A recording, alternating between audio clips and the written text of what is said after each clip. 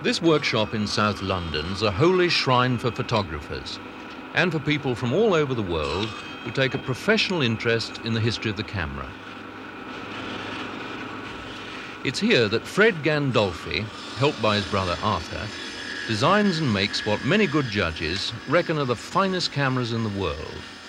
The Gandolfis are carrying on the tradition of superb craftsmanship begun by their father Louis, who started the business back in 1888.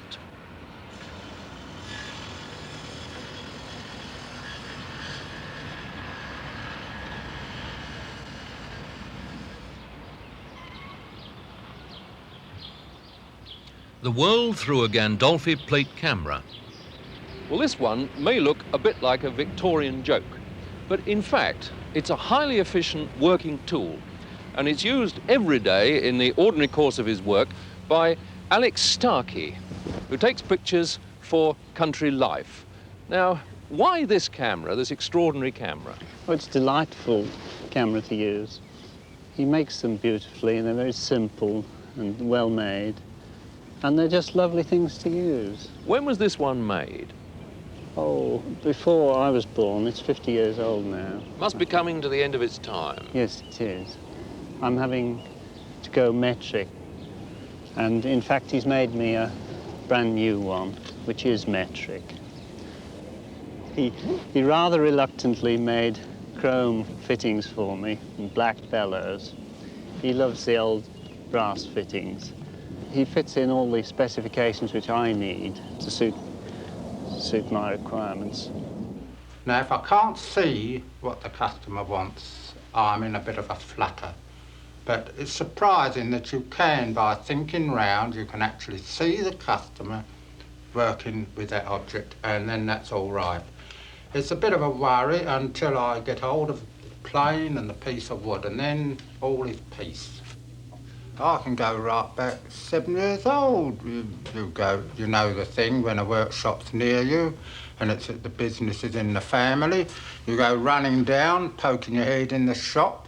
You want to know what your father's doing, what's the name of that piece of wood, and so on.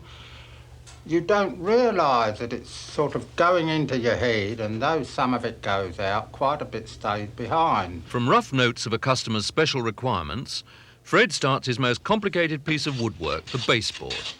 Now, this planing is in preparation for what we term panelling baseboards.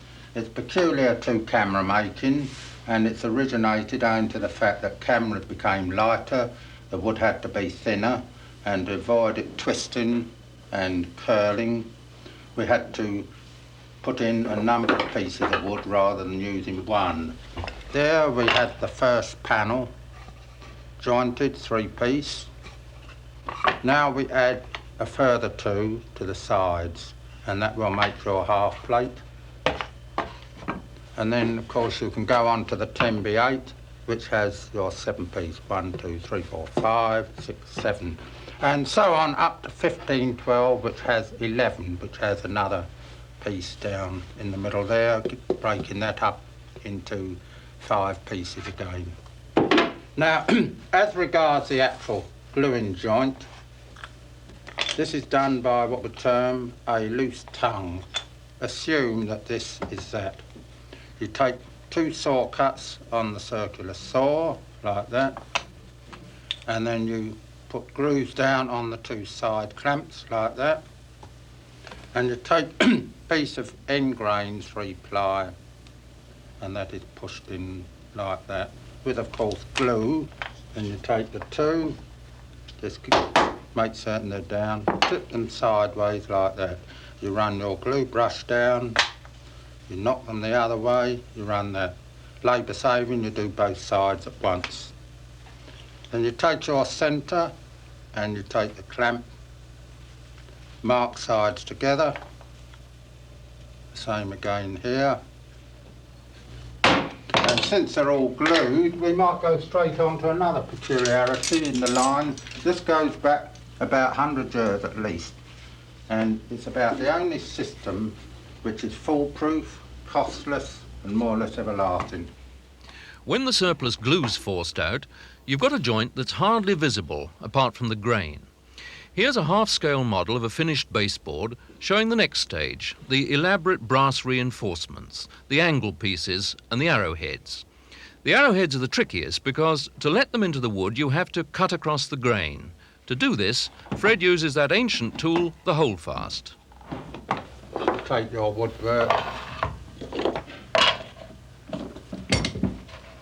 place it in position.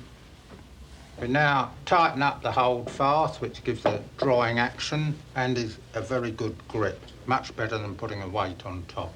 We now score the wood under the brass, slightly undercutting. And you go round your four edges like that. Next step is choosing your weapons for the cutting out.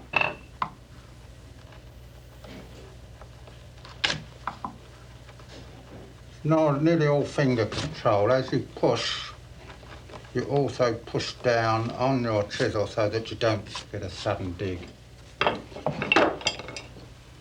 We now use the router, in the trade known as the old woman's tooth, because it looks rather like a picture of a hag with one tooth.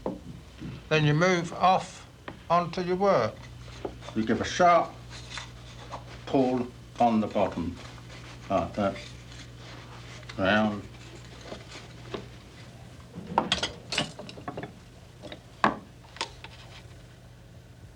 In the heyday of the handmade camera, it was worth a Birmingham manufacturer's while to supply the hundreds of small brass fittings the Gandolfis needed. But now these have to be hand-cut and finished on the premises. Brass work is all mounted on separate blocks, made more or less to the size of your fitting. First you file slightly along your metal, that removes any marks or blemishes. Put a slight bevel on all four sides, and then you take your special emery sticks, paper the brass, remembering to finish with a fine, slow grain down, which helps when you come to lacquering. Altogether, with the metalwork, the lacquering, the wood machining, the bellows fitting and the French polishing, this is his brother Arthur's speciality, Fred reckons that 10 trades are involved before a camera leaves the workshop. The baseboard, extension frame. Then we have the body. Then we have the swing back. That's this one. And of course your reversing frame. So. Then we have the swing front, which will be mounted there. And you have your camera front, plus a rise front, plus your cross runners, which will be swung into that. And then you have your lens panel or cross front, and you have your secondary, because being so generous, we always give 2 with each camera.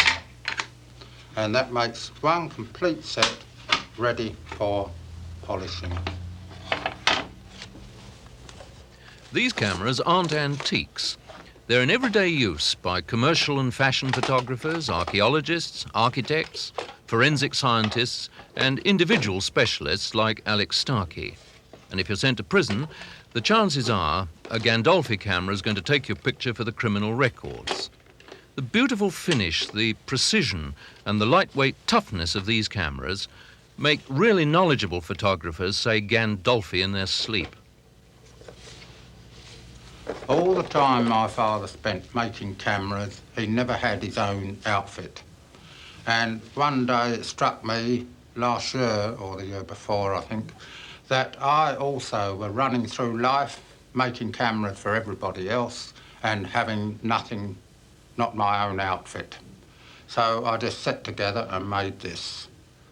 Now, it will never be used photographically, which sounds a bit odd, but actually it is to safeguard my self-confidence, for soon my fingers will fumble, and in my hands lie my life.